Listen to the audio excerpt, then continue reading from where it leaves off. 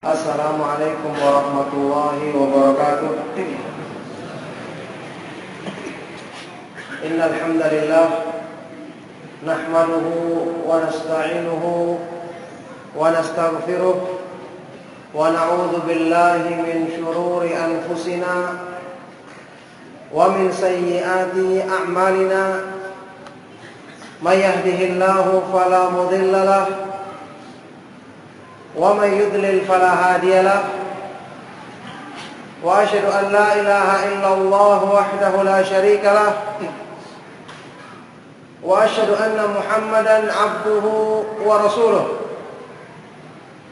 يا أيها الذين آمنوا اتقوا الله حق تقاته ولا تموتن إلا وأنتم مسلمون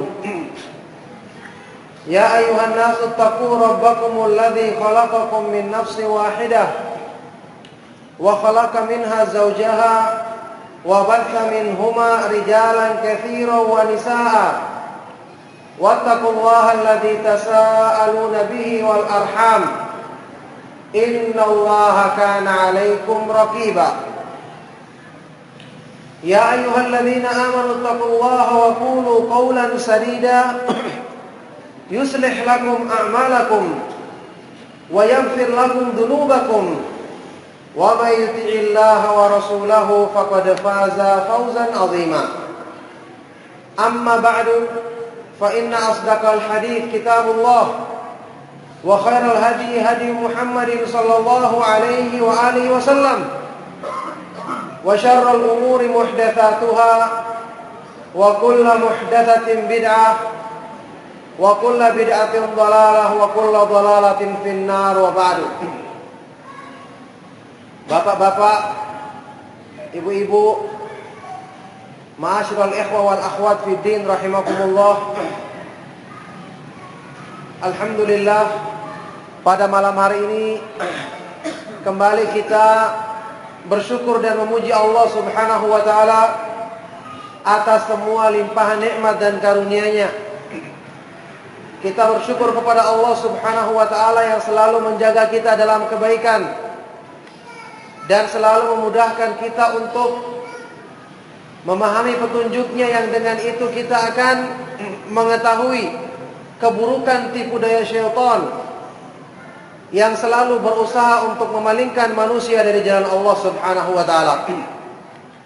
Alhamdulillah, kembali kita bertemu di malam hari ini untuk satu tujuan yang mulia, mensyukuri nikmat Allah Subhanahu wa taala, untuk berusaha memperbaiki diri dengan petunjuk Allah dalam ayat-ayat Al-Qur'an dan hadis-hadis Rasulnya, Nabi kita Nabi Muhammad sallallahu alaihi wasallam.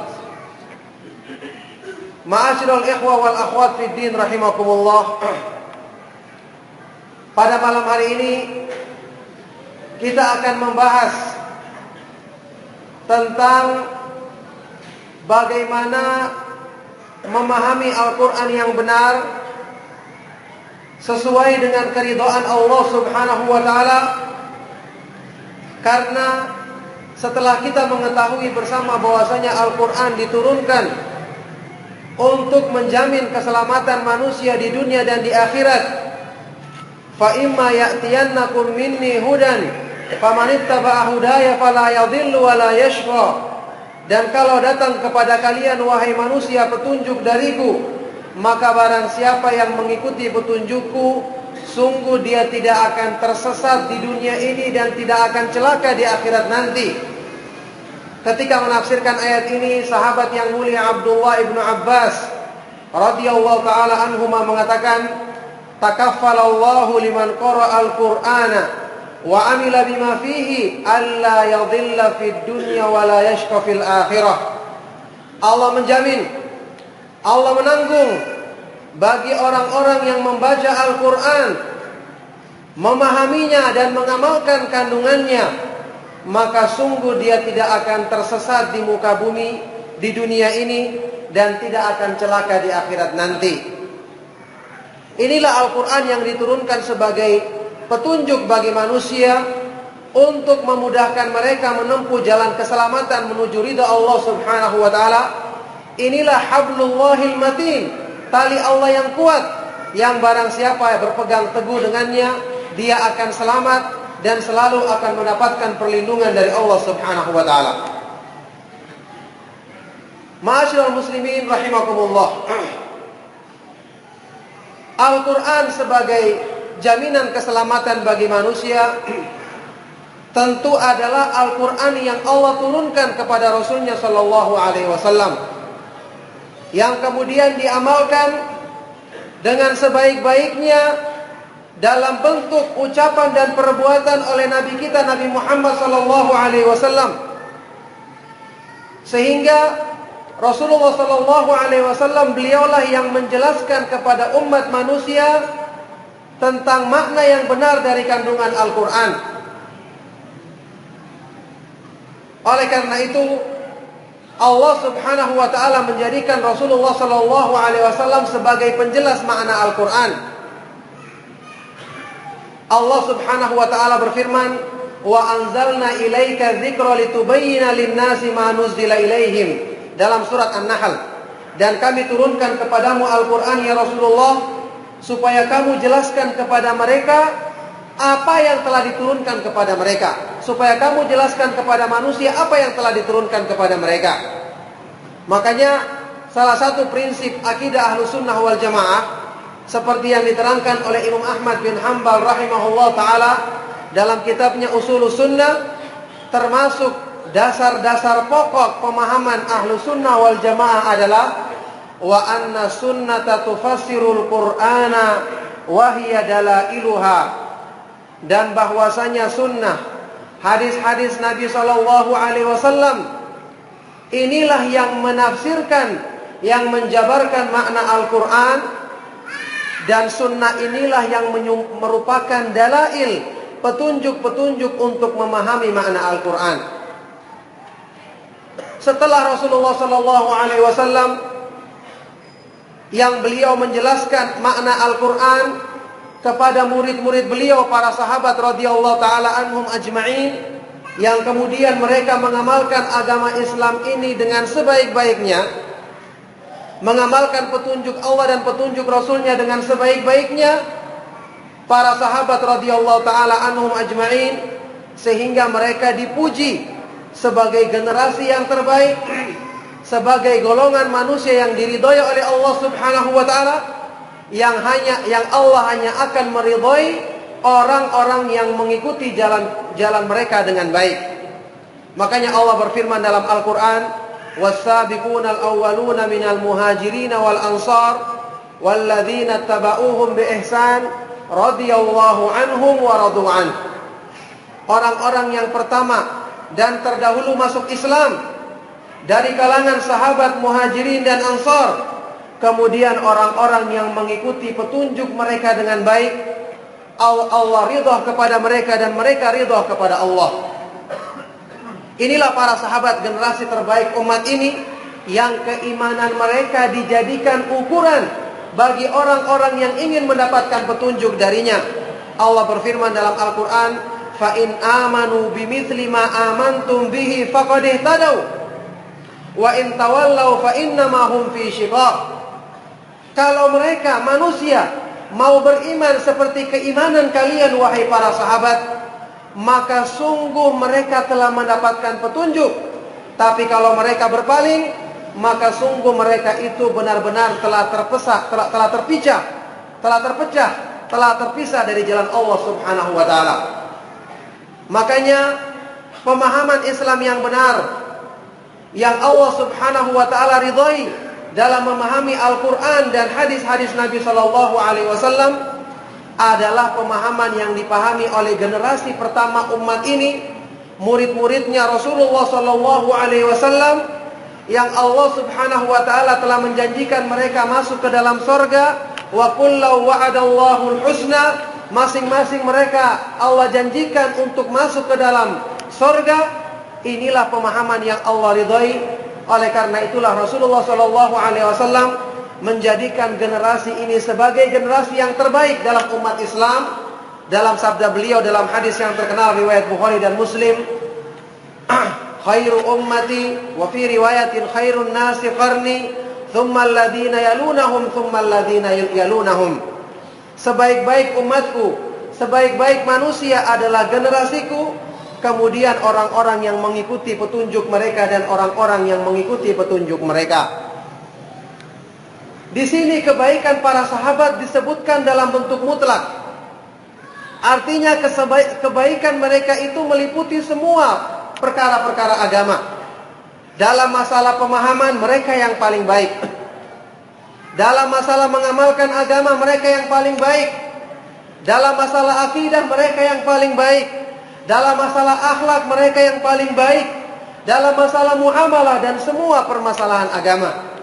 Maka setelah Rasulullah SAW, yang patut untuk kita jadikan panutan adalah para sahabat radhiyallahu taala anhum ajma'in. Ibnu Mas'ud radhiyallahu taala anhu mengatakan dalam sebuah ucapannya yang terkenal, "Man kana minkum muta'assiyan falyata'assa bi ashabin nabiy sallallahu alaihi wasallam fa innahum abarru hadhihi al-ummati quluban wa a'maquha ilman qaumun ikhtarahumullahu li suhbati nabiyhi wa iqamati dinihi fa'rifu lahum fadlahum wattabi'u atharahum." Barang siapa di antara kalian yang ingin mengambil teladan, maka ambillah teladan dari para sahabat Nabi sallallahu alaihi wasallam, karena mereka adalah orang yang paling baik hatinya di kalangan umat ini dan yang paling mendalam pemahamannya terhadap agama. Mereka adalah orang-orang yang dipilih oleh Allah Subhanahu wa taala untuk menyertai nabinya, untuk bersahabat dan bersama nabinya sallallahu alaihi wasallam dan untuk menegakkan agamanya. Maka kenalilah keutamaan-keutamaan mereka dan ikutilah jejak-jejak mereka. Inilah generasi terbaik umat ini yang menjadi patokan kebaikan dalam menjalankan agama, yang barang siapa ingin selamat dengan mengikuti petunjuk Al-Quran di dunia, selamat dari kesesatan di dunia dan selamat dari azab Allah di akhirat, maka hendaknya dia memahami Al-Quran, mengikuti petunjuk Al-Quran dengan pemahaman para sahabat radhiyallahu ta'ala anhum ajma'in. Kemudian ma'asyiral ikhwa wal akhwat fi din rahimakumullah, setelah kita mengetahui bahwasanya satu-satunya pemahaman yang benar dalam Islam berdasarkan persaksian dari Al-Quran dan hadis-hadis yang sahih dari Nabi SAW adalah pemahaman para sahabat dalam menjalankan Islam, maka tentu bukan berarti ini mudah untuk dilakukan. Bukan berarti tidak ada rintangan untuk bisa mengikuti petunjuk mereka, kecuali bagi orang-orang yang dimudahkan oleh Allah Subhanahu wa taala. Di sana ada syaitan, di sana ada iblis yang telah bersumpah di hadapan Allah Subhanahu wa taala, "Fa bi'izzatika la'ubwiyannahum ajma'in." Maka demi kemuliaanmu ya Allah, sungguh-sungguh aku akan berusaha menyesatkan semua manusia dari jalanmu. Syaitan, iblis yang sangat ahli dan spesialis dalam menggoda manusia, yang mampu untuk menghiasi keburukan manusia sehingga kelihatannya menjadi baik. Afaman zuyyina lahu su'u amalihi fara'ahu hasanan. Apakah orang-orang yang dihiasi keburukan amal perbuatan mereka oleh syaitan, kemudian dia melihatnya sebagai sesuatu yang baik? Syaitan yang berusaha untuk menggoda manusia dari semua segi kehidupan mereka, dari semua sisi-sisi yang dia bisa masuk untuk menjerumuskan manusia. Sebagaimana Allah menukil ucapannya dalam Al-Quran, qala fabima aghwaytani la'aq'udanna lahum siratakal mustaqim thumma la'atiyannahum min baini aydihim wa min khalfihim wa an aymanihim wa an syama'ilihim wa la tajidu aktsarahum syakirin. Karena engkau telah menyesatkan aku ya Allah, menetapkan kesesatan bagiku, bagi syaitan, bagi iblis, maka sungguh-sungguh aku akan berusaha menghalangi semua manusia dari jalanmu yang lurus. Kemudian aku akan datangi mereka dari semua arah, dari kanan, kiri, dari depan dan dari belakang, dan kamu tidak akan mendapati kebanyakan manusia sebagai orang-orang yang bersyukur kepadamu. Inilah yang harus diwaspadai. Jadi ada syaitan yang selalu berusaha menggoda manusia, memalingkan mereka dari petunjuk Allah Subhanahu wa taala yang hak. Yang godaan itu bisa jadi berupa digoda manusia untuk memperturutkan hawa nafsunya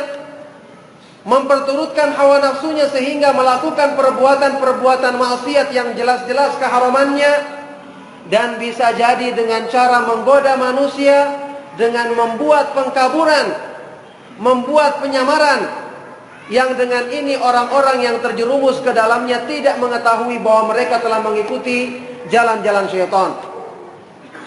Maka disinilah pada malam hari ini, pada pengajian kita kali ini, saya akan menyebutkan beberapa contoh istilah-istilah dalam syariat yang secara asal maknanya benar, tapi syaitan berhasil untuk mengkaburkan istilah tersebut sehingga menjadikan manusia atau sebagian dari manusia meyakininya, berpegang teguh dengannya, menganggapnya benar, padahal istilah tersebut justru bertentangan dengan petunjuk Allah dan petunjuk Rasulnya Shallallahu Alaihi Wasallam, bahkan sampai menyangkut masalah-masalah yang dasar dan pokok dalam Islam.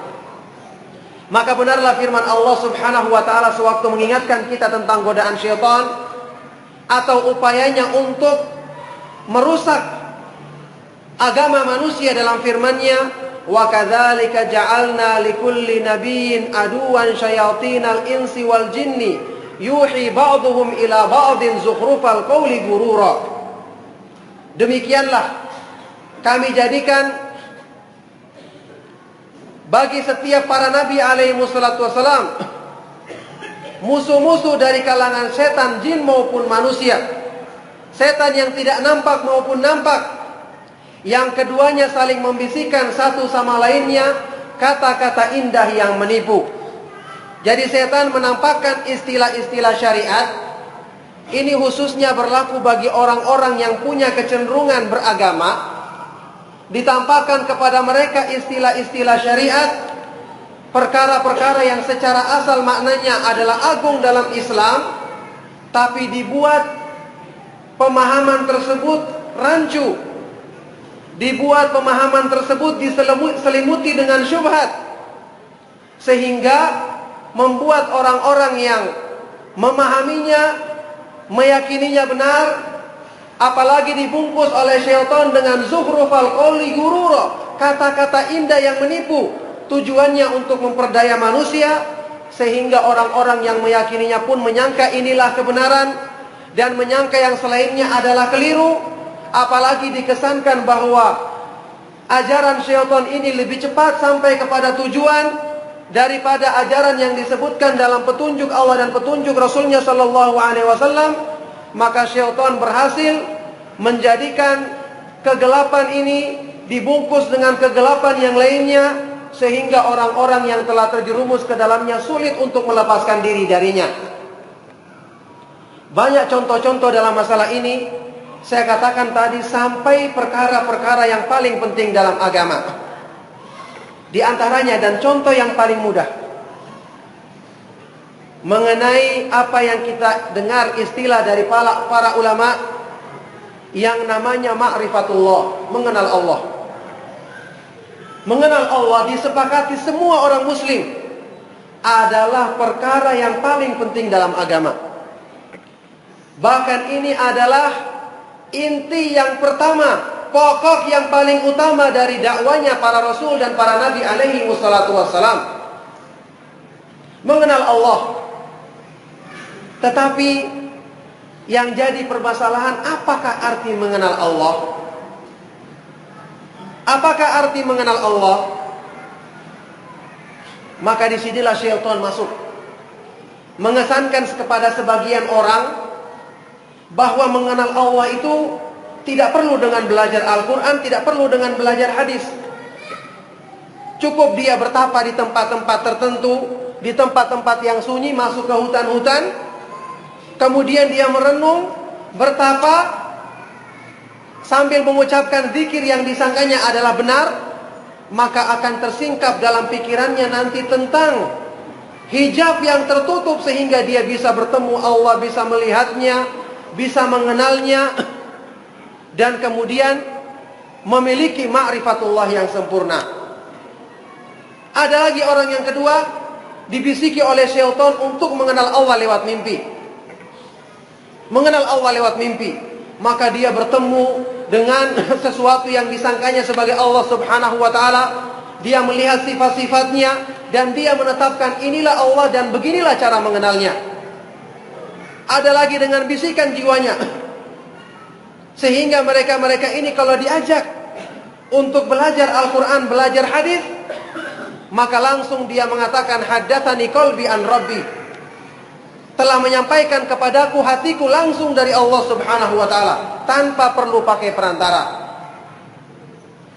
Inilah contoh istilah yang agung dalam Islam, tapi dipahami dengan keliru. Bukan cuma dengan keliru, tapi dengan cara yang sangat tersesat dari agama Allah Subhanahu wa ta'ala. Padahal arti ma'rifatullah yang benar, yang benar-benar sesuai dengan petunjuk Allah dan petunjuk Rasulnya, adalah mengenal Allah sesuai dengan apa yang Allah perkenalkan dirinya kepada hamba-hambanya dalam ayat-ayat Al-Quran dan hadis-hadis Nabi SAW yang sahih. Tidak lebih daripada itu. Sekarang, apakah ada yang lebih tahu tentang Allah Subhanahu wa ta'ala dibandingkan dirinya? Jawabannya tidak ada. A'antum a'lamu amillah? Apakah kamu lebih mengetahui tentang Allah dibandingkan dirinya? Tidak ada. Dia yang lebih mengetahui tentang dirinya. Kalau kita ingin mengenal sesuatu, kita ingin mengenal sesuatu, itu cara untuk bisa mencapainya adalah pertama dengan melihatnya. Dengan melihatnya langsung, maka Allah Subhanahu wa ta'ala tidak ada yang bisa melihatnya di dunia ini. Rasulullah sallallahu alaihi wasallam bersabda, "Ta'allamu anna ahada minkum la yara rabbahu hatta yamut." Ketahuilah bahwasanya masing-masing dari kalian tidak ada seorang pun yang bisa melihat Allah sampai dia meninggal dunia. Nanti di sorga baru kita berjumpa dan melihat wajah Allah Subhanahu wa ta'ala yang maha mulia. Kemudian cara lain, kita melihat yang semisal dengannya, yang setara atau seperti dengannya. Maka jelas Allah Subhanahu wa ta'ala mensucikan dirinya dari segala sesuatu yang serupa dengannya. Tidak ada satu makhluk pun yang serupa dan setara dengan dirinya yang maha mulia. Laisa kamitslihi syai'un wa huwas samiul basir. Allah Subhanahu wa ta'ala tidak ada sesuatu pun yang serupa dengannya, dan dia maha mendengar lagi maha melihat. Hal ta'lamu lahu samia? Apakah kamu mengetahui ada sesuatu yang serupa dengan Allah Subhanahu wa ta'ala? Fala tadribu lillahil amthal, dan janganlah kalian membuat permisalan-permisalan bagi Allah Subhanahu wa ta'ala. Maka tinggal cara yang ketiga untuk bisa mengenal Allah, yaitu berita dari Allah Subhanahu wa ta'ala sendiri atau dari makhluknya yang paling mengenalnya, yaitu Rasulullah sallallahu alaihi wasallam, yang mana dalam hadis sahih riwayat Imam Bukhari beliau mengatakan, "Inni la a'rafukum billahi wa ashaddukum lahu khasyah." Aku adalah orang yang paling mengenal Allah dibandingkan kamu sekalian dan paling takut kepadanya. Maka berarti di sini mengenal Allah tidak mungkin selain dari petunjuk Allah dan petunjuk Al-Quran. Apa gunanya Al-Quran diturunkan sebagai penerang bagi jalan hidup manusia, sebagai tibyanan likulli syai', penjelas bagi segala sesuatu. Bal huwa ayatun bayyinatun fi suduril ladzina utul ilma. Bahkan Al-Quran itu adalah ayat-ayat yang jelas, petunjuk yang terang yang terdapat di dalam hatinya orang-orang yang berilmu. Apa gunanya Al-Quran diturunkan sebagai petunjuk kalau ternyata perkara yang paling penting dalam agama kita harus mendapatkannya dan bisa meraihnya melalui mimpi-mimpi, melalui bertapa, melalui khayalan-khayalan yang tidak ada artinya. perkara yang paling penting dalam agama kemudian kita ambil selain dari Al-Quran, bagaimana ini bisa masuk akal yang sehat? Maka jelas ini merupakan kesesatan yang nyata. Tayyib, kalau ada yang bertanya, bukankah dalam Islam ada ilham? Allah subhanahu wa ta'ala menetapkan adanya ilham. Maka kita jawab, betul, para ulama juga menetapkannya. Akan tetapi ilham yang dimaksud di sini adalah petunjuk untuk bisa memahami kebenaran dan mengamalkannya, bukan untuk memahami sesuatu yang selain dari Al-Quran dan hadis Nabi Shallallahu Alaihi Wasallam. Kalau dikatakan agama Islam ini jelas dan lengkap, artinya segala sesuatu yang dibutuhkan oleh umat Islam untuk mendekatkan diri kepada Allah, apalagi dalam hal mengenal Allah yang merupakan perkara yang paling penting dalam agama, maka tentu saja bagian terbesar yang dijelaskan dalam Islam adalah masalah yang penting ini, yaitu cara untuk mengenal Allah subhanahu wa ta'ala. Maka oleh karena itulah dalam hadis yang sahih Rasulullah sallallahu alaihi wasallam bersabda dalam hadis riwayat Imam Muslim, "Innahu lam yakun nabiyyun illa kana haqqan alaihi ayyadulla ummatahu ala khairin ma ya'lamuhu lahum wa yundhirahum syarra ma ya'lamuhu lahum." Tidak ada seorang nabi pun kecuali wajib baginya untuk menjelaskan kepada umatnya semua kebaikan yang diketahuinya dan memperingatkan umatnya dari segala keburukan yang diketahuinya.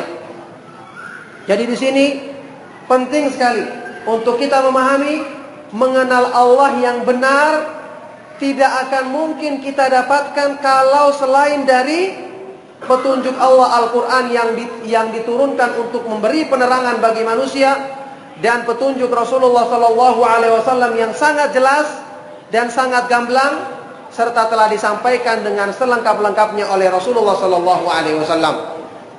Makanya ketika Allah menyatakan dalam Al-Quran, "Al-yawma akmaltu lakum dinakum wa atmamtu alaikum ni'mati wa raditu lakumul Islam dinan."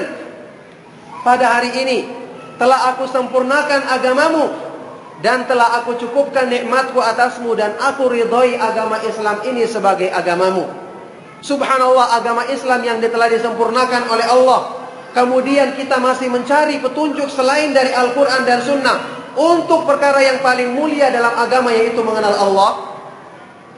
Maka sekali lagi ada ilham, akan tetapi ilham itu bukanlah untuk mencari petunjuk yang baru, dan ilham itu terbatas pada orang-orang tertentu.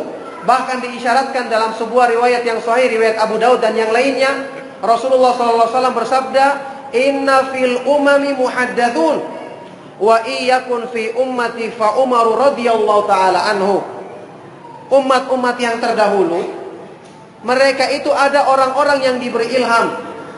Tapi untuk umatku, kalau ada orangnya maka dia adalah Umar ibn al-Khattab radhiyallahu ta'ala anhu.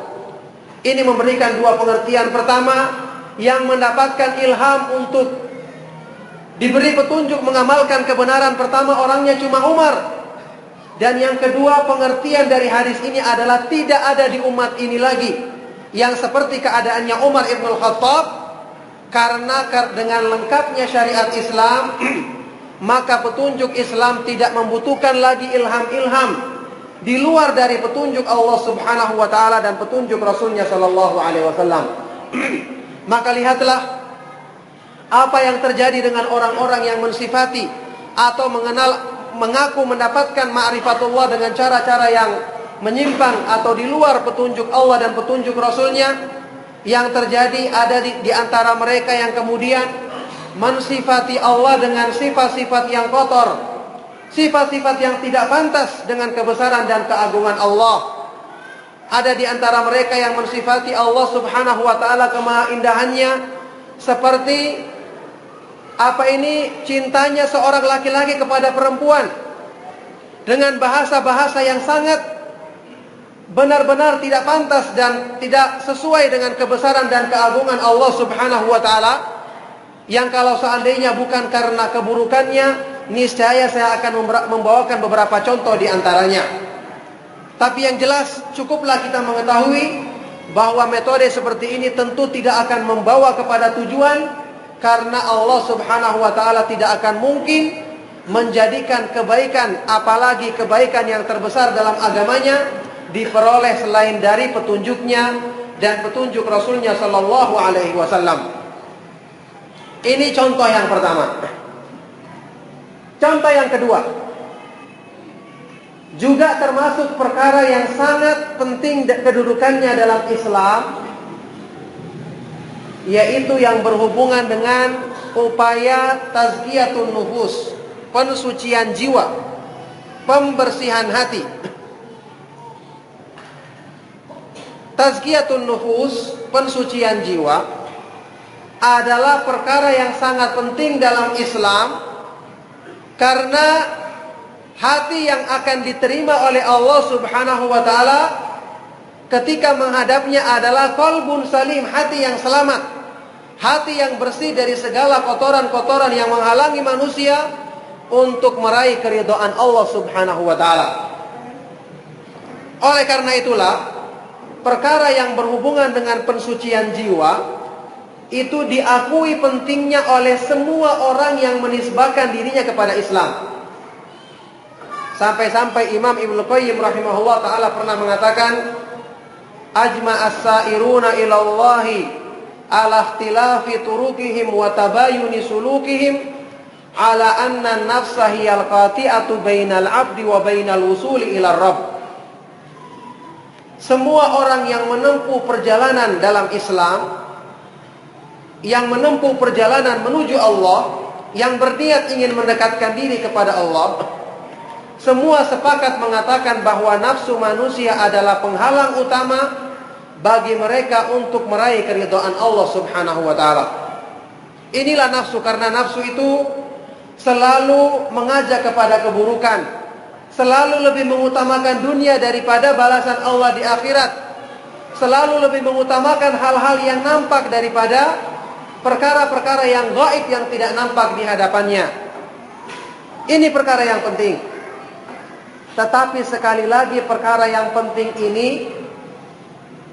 yang merupakan tugasnya para nabi dan para rasul alaihi wassalatu wassalam untuk menjelaskannya kepada umat, berhasil juga dibuat kerancuan oleh syaitan untuk memahaminya kepada sebagian manusia. Yang terjadi apa?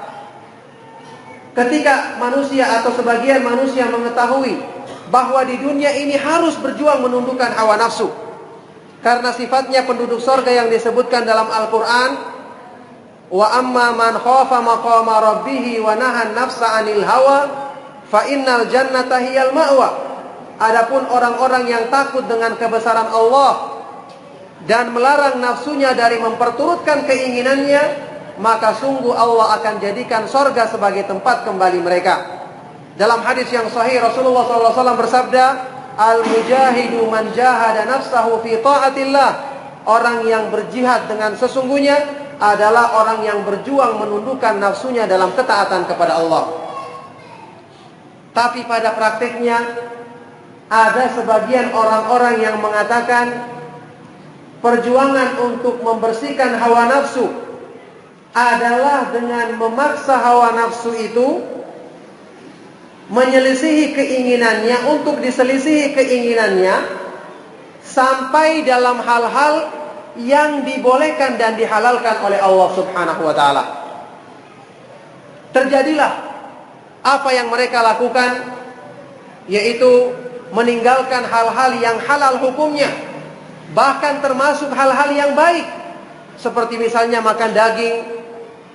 Padahal Rasulullah SAW adalah orang yang paling bersih jiwanya, bersamaan dengan itu beliau paling suka makan daging kambing. Kemudian di antara mereka ada yang meninggalkan dunia, tidak mau menikah. Padahal Rasulullah SAW memperbolehkan seseorang itu menikah dengan cara yang sesuai dengan syariat Allah Subhanahu wa taala. Dan beliau bersabda, wa atazawwajun nisa, dan saya menikah dengan perempuan, dengan istri-istri beliau. Jadi timbul perkara-perkara yang diatasnamakan persucian jiwa, tapi berlebihan dan melampaui batas, Sehingga yang terjadi bukan pensucian jiwa, tapi rohbaniyah, metode kependetaan, hal-hal yang baru yang dibuat oleh orang-orang Nasrani dalam mengamalkan agama mereka. Allah sebutkan dalam Al-Quran, wa rohbaniyatan ibtada'uha, perkara rohbaniyah, kependetaan yang mereka ada-adakan dalam agama. Jadi ini yang terjadi ketika istilah syariah yang agung ini diselewengkan artinya, maka justru yang terjadi apa? Mereka akhirnya mengharamkan apa-apa yang dihalalkan oleh Allah Subhanahu wa taala, padahal ini termasuk perkara yang sangat tercela dalam Al-Qur'an. Allah berfirman, wala taqulu lima tasifu alsinatukumul kadhiba hadza halalun wa hadza haramun litaftaru 'ala Allahil kadhib. Janganlah kamu mengucapkan dengan apa-apa yang disifati oleh lidah-lidahmu secara dusta, ini adalah halal, ini adalah haram, untuk kamu mengada-ngadakan kedustaan atas nama Allah Subhanahu wa taala. Bahkan ini termasuk perbuatan ingin menyaingi Allah Subhanahu wa taala sebagai penentu syariat yang Allah sebutkan dalam firman-Nya, am lahum syuraka'u syara'u lahum minad dini ma lam ya'dan bihillah. Apakah mereka memiliki sekutu-sekutu selain Allah yang mensyariatkan kepada mereka agama yang tidak diridhoi oleh Allah Subhanahu wa taala? Ini yang terjadi, penyimpangan dalam memahami perkara yang penting, yaitu pensucian jiwa.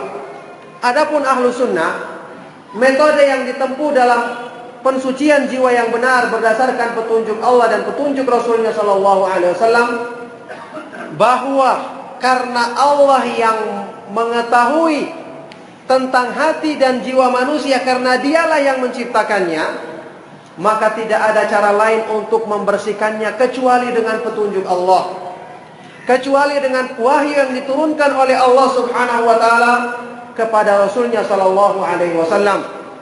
Oleh karena itulah Rasulullah Shallallahu Alaihi Wasallam mensifati petunjuk yang beliau bawa dari Allah Subhanahu wa taala seperti hujan yang diturunkan untuk menghidupkan tanah yang tandus, menyuburkan bumi, sebagaimana wahyu dari Allah Subhanahu wa taala yang ketika masuk ke dalam hati manusia akan menghidupkan hati yang mati, menyuburkan kebaikan dalam hati tersebut dan membersihkan kotoran-kotoran yang ada padanya.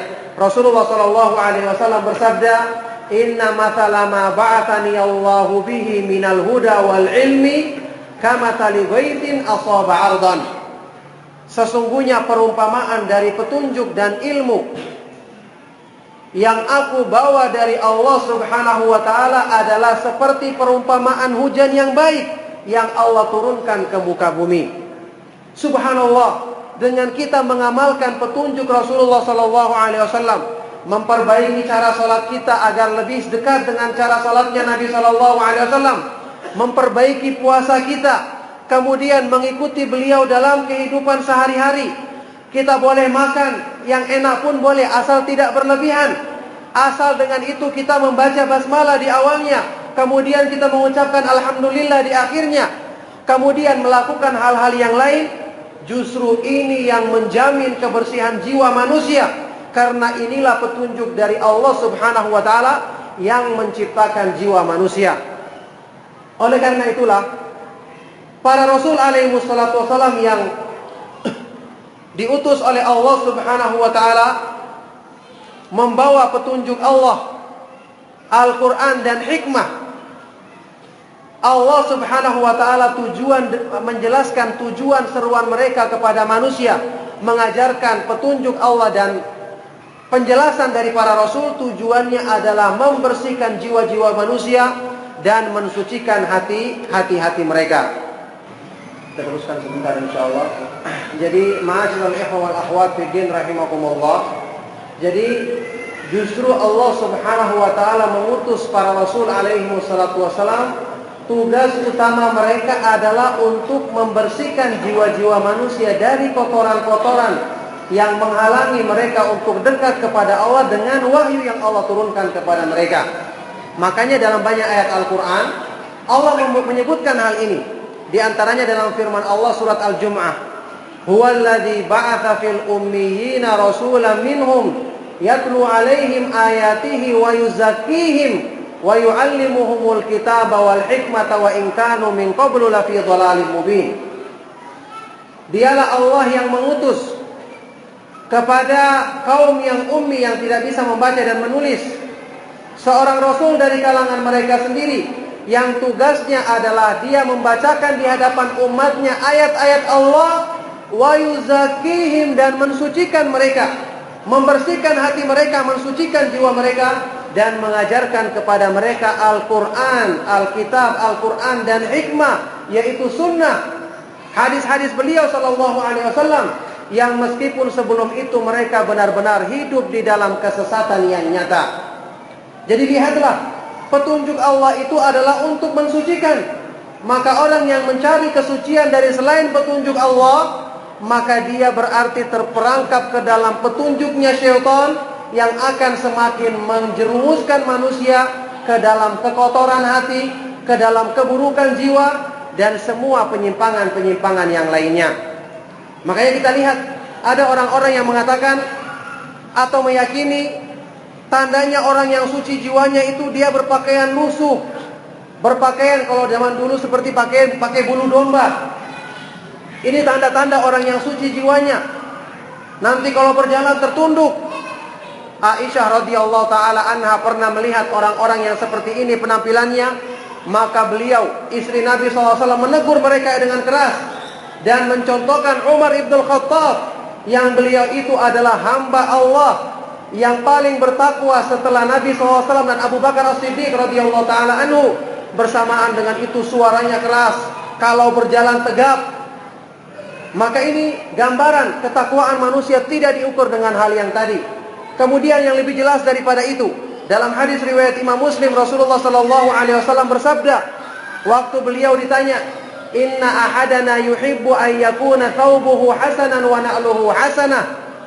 Masing-masing kami senang pakai pakaian yang baik dan alas kaki yang indah. Maka Rasulullah SAW justru menjawab, Inna allaha jamilun yuhibbul jamal. Allah itu maha indah dan menyukai keindahan. Justru memakai pakaian yang indah kalau tujuannya untuk mensyukuri nikmat Allah, itu terpuji dan disenangi oleh Allah Subhanahu wa taala, dicintai oleh Allah Subhanahu wa taala. Maka tidak benar kalau pensucian jiwa dilambangkan dengan hal-hal yang tadi. Makanan harus makanan yang buruk, kemudian harus penampilan lusuh, pakaian yang kotor. Ini adalah cara yang keliru dan merupakan tipu daya syaitan yang mengesankan kepada sebagian orang bahwa itulah cara untuk melakukan pensucian jiwa yang benar. Ini contoh yang kedua. Tambah satu contoh lagi, yaitu perkara yang juga ma'ruf di kalangan kita, masalah mencintai Rasulullah sallallahu alaihi wasallam. Mencintai Rasulullah SAW jelas ini merupakan perkara yang agung dalam Islam.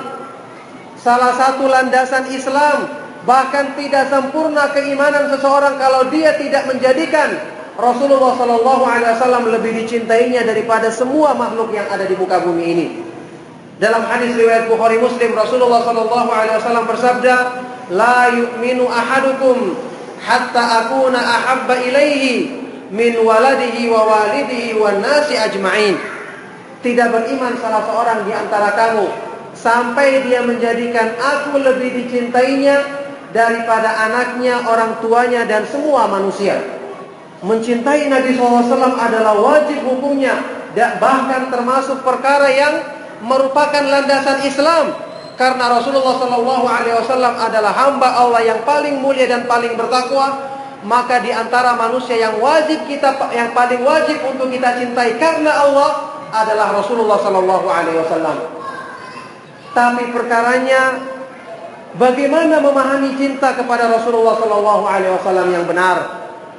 Sebagian orang menjadikan mencintai Nabi SAW adalah dengan melakukan hal-hal yang tidak dicontohkan dalam petunjuknya. Ada yang mengatakan mencintai Nabi SAW itu datang ke kuburannya kemudian meminta-minta di sana. Ini bukan hanya menyimpang, tapi ini bahkan termasuk perbuatan syirik kepada Allah Subhanahu wa taala. Karena Allah Subhanahu wa taala tidak meridhai orang yang memohon kepada selainnya baik itu kepada nabi yang mulia ataupun malaikat sekalipun. Allah berfirman dalam Al-Quran, wa annal masajida lillahi fala tad'u ma'allahi ahada. Dan bahwasanya masjid-masjid itu adalah milik Allah, maka janganlah kamu menyeru, meminta kepada selain Allah subhanahu wa ta'ala. Janganlah kamu meminta kepada Allah dan meminta kepada selainnya.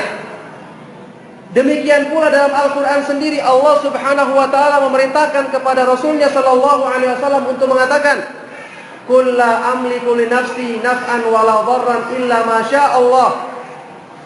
Walau kuntu a'lamul ghaiba lastakthartu minal khairi wa ma massani yasu. Katakanlah ya Rasulullah, sesungguhnya aku tidak memiliki untuk diriku sendiri kemanfaatan dan kemadaratan kecuali dengan kehendak Allah. Seandainya aku mengetahui perkara yang gaib, maka aku akan memperbanyak kebaikan untuk diriku sendiri dan tidak akan menimpaku keburukan. Rasulullah SAW tidak pantas untuk diminta karena beliau adalah manusia, meskipun beliau adalah manusia yang paling mulia. Karena meminta itu ibadah, dan ibadah itu hanya diserahkan kepada Allah subhanahu wa ta'ala semata-mata. Maka dari sinilah Rasulullah SAW sendiri mengingatkan dalam hadis sahih riwayat Imam Bukhari. Beliau SAW bersabda, la tuturuni kama ataratin nasara ibna Maryam, fa innama abdun faqulu abdullahi wa rasuluh.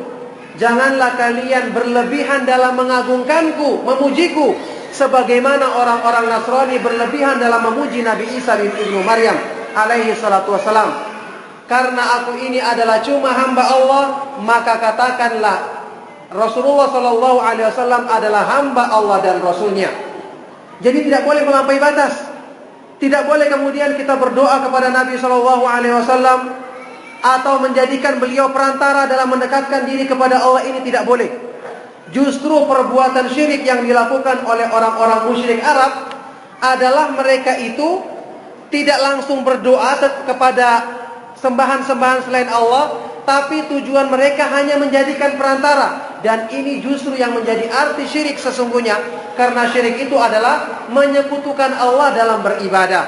Makanya Allah nukil ucapan mereka yang mengatakan dalam Al-Quran, ma na'buduhum illa liyuqarribuna ilallahi zulfa. Kami tidak menyembah sembahan-sembahan tersebut, berhala-berhala tersebut, kecuali agar mereka itu membuat kami lebih dekat kepada Allah subhanahu wa ta'ala dengan sedekat-dekatnya. Makanya inilah kita perhatikan, kenapa yang menjadi sembahan-sembahan selain Allah itu adalah patung-patung yang dibuat berdasarkan nama-nama orang-orang yang soleh, yang dianggap soleh di kalangan kaumnya. Maka terjadilah fitnah berlebih-lebihan dalam pengagungan seperti ini, yang ini jelas bukan arti cinta yang sebenarnya yang diridhoi oleh Allah subhanahu wa ta'ala dalam mencintai Rasulullah sallallahu alaihi wasallam. Mencintai Rasulullah sallallahu alaihi wasallam adalah dengan mengikuti petunjuk beliau, mempelajari hadis-hadis beliau dalam bagaimana Rasulullah sallallahu alaihi wasallam salat, bagaimana beliau beribadah, bagaimana beliau berakidah, bagaimana beliau berzikir dan mendekatkan diri kepada Allah. Adapun hal-hal yang beliau larang tidak boleh dilakukan, karena ini justru wujud cinta yang sebenarnya. Kita menjauhi apa yang dibenci oleh orang yang kita cintai. Makanya dalam hadis yang sahih, ketika menggambarkan keadaannya para sahabat Nabi sallallahu alaihi wasallam, sahabat yang mulia Anas bin Malik radhiyallahu taala anhu mengatakan, "Ma kana ahadun ahabba ila ashabin Nabi sallallahu alaihi wasallam minhu wa la yaqumuna lahu hina ra'awhu lima arafu min karahiyatihi lidzalik." Tidak ada seorang pun yang lebih dicintai oleh para sahabat Nabi sallallahu alaihi wasallam melebihi Rasulullah sallallahu alaihi wasallam. Tetapi mereka tidak berdiri melakukan penghormatan ketika Rasulullah sallallahu alaihi wasallam datang kepada mereka, karena mereka tahu Rasulullah sallallahu alaihi wasallam tidak menyukai hal tersebut. Jadi ini gambaran cinta yang benar. Cinta yang benar itu diwujudkan dengan mengikuti petunjuk orang yang kita cintai dan berusaha menjauhi apa yang beliau benci. Oleh karena itulah makna mencintai Nabi sallallahu alaihi wasallam, dan inilah makna daripada syahadat Muhammad Rasulullah. yaitu ta'atuhu fima amar, mentaati apa yang beliau perintahkan. Wajtinabu ma anhu naha wa zajar, menjauhi segala sesuatu yang beliau larang dan cela. Kemudian wa tasdiquhu fima akhbar, membenarkan apa yang beliau beritakan. Dan yang terakhir wa alla yu'badallahu illa bima syara', tidak boleh kita beribadah dan mendekatkan diri kepada Allah kecuali sesuai dengan syariat, petunjuk yang beliau contohkan dengan sejelas-jelasnya dan selengkap-lengkapnya. Jadi perhatikan contoh-contoh ini, bagaimana istilah-istilah yang agung dalam agama, sama lafadznya, sama namanya, tapi dalam praktek, dalam memahami dan mempraktekannya, orang bisa berbeda-beda. Dan banyak orang-orang yang kemudian diperdaya oleh syaitan untuk memahami perkara-perkara yang keliru tadi. Syaitan tidak mengganti namanya tetap disebutkan seperti nama yang disebutkan dalam agama, tetapi prakteknya dijadikan menyimpang dan dibungkus dengan zukhrufal qawli bururo, kata-kata indah yang menipu, sehingga banyak orang yang terpedaya, banyak orang yang mengikutinya, yang dengan ini syaitan berhasil untuk menjerumuskan dan menyimpangkan kebanyakan manusia dari jalan Allah Subhanahu wa taala. Maka oleh karena itulah, ma'asyiral muslimin rahimakumullah, sangat perlu untuk kita banyak berdoa kepada Allah Subhanahu wa taala, memohon keselamatan dan meminta perlindungan dari kesesatan yang dibawa oleh syaitan. Sangat perlu kita berpegang teguh dengan tali Allah, Al-Quran, belajari Al-Quran dan pemahamannya yang benar. Pelajari ucapannya para sahabat dalam menafsirkan Al-Quran. Pelajari hadis-hadis Nabi SAW yang menjelaskan perkara agama.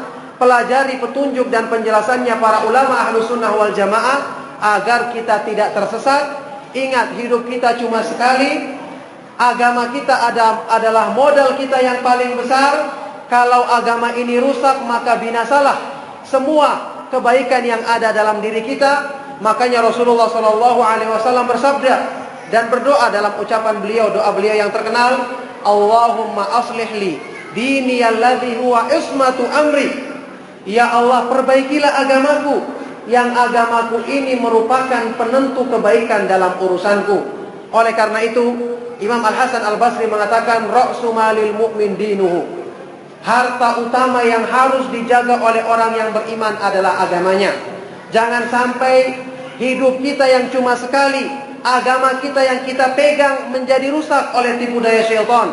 Maka selamatkanlah diri kita dengan berpegang teguh kepada Allah, bersandar kepada Allah, berdoa kepadanya, kemudian berusaha untuk memahami petunjuknya dengan sebaik-baiknya, dengan mempelajari Al-Quran dan hadis-hadis Nabi SAW seperti yang dipahami dan diamalkan oleh para sahabat radhiyallahu ta'ala anhum ajma'in, yang mereka adalah generasi terbaik umat ini, yang telah direkomendasikan kebaikan pemahaman mereka, kebenaran pemahaman mereka dalam ayat-ayat Al-Quran dan hadis-hadis Nabi SAW.